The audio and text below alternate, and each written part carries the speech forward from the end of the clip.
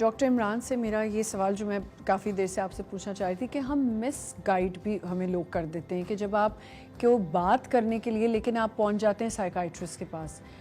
مجھے بتائیں کہ وہ کون سی سٹیج ہے جب آپ کو سائیکائٹرسٹ پہ جانا ہے اور کون سی چیزوں پہ آپ سائیکالوجسٹ کے پاس چلیں؟ دیکھیے سائیکیٹرسٹ جو ہے وہ ایک میڈیکل ڈاکٹر ہوتا ہے. اس کا مطلب یہ ہے کہ جب میرے برین کے اندر اس کیمیکل امبیلنس ہوا ہے, نیورو ٹرانسمیٹرز اپ سائڈ ڈاؤن ہوئے ہیں, تو اس کا مطلب یہ ہے کہ مجھے ایک میڈیسن کی ضرورت پیش آ سکتی ہے. کیونکہ وہ ایک میڈیکل ڈاکٹر ہوتا ہے اس لیے وہ آپ کو میڈیکل انٹرونشن کرتا ہے.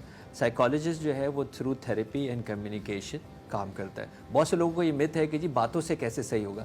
جس بات کی وجہ سے آپ ڈپریس ہوئے ہیں, جس بات کی وجہ سے آپ اس حالت میں ہو گئے کہ آپ کے ذہن سے وہ نکل نہیں رہا, جس تنقید تانے تشنگی کی وجہ سے آپ اٹک گئے ہیں, اسی بات ہی کی وجہ سے تو آپ کی یہ حالت ہوئی تھی. تو جب بات سے خراب ہو سکتے ہیں, نہیں جب بات سے خراب ہو سکتے ہیں تو بات سے صحیح کیوں نہیں ہو سکتے؟ تو ہم یہ کہتے ہیں کہ جب آپ مائلڈ اور ماڈریٹ کے لیول کے ہیں تو پھر آپ سائیکالوجسٹ کے ساتھ کام کرتے ہیں.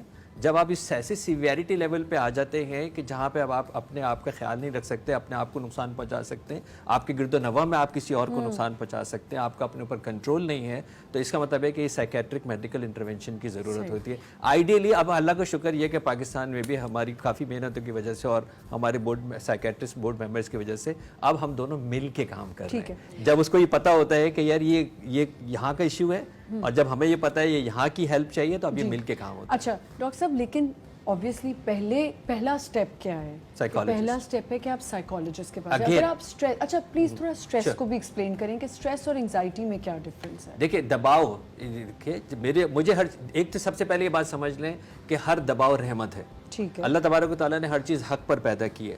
ہر ایموشن جو ہے وہ پازیٹیو ایموشن ہوتا ہے, چاہے وہ ہیٹ ہو, چاہے وہ غصہ ہو, یہ پازیٹیو ایموشن ہوتا ہے. چاہے وہ محبت ہو, چاہے وہ لو ہو, اب ہیپینس ہو, سیڈنس ہو, یہ ضروری ہے کہ میرے اندر یہ ایموشن ہو. وہ انسان کیسے صحیح ہو سکتا ہے جو قبرستان میں لطیفے سنا رہا ہو؟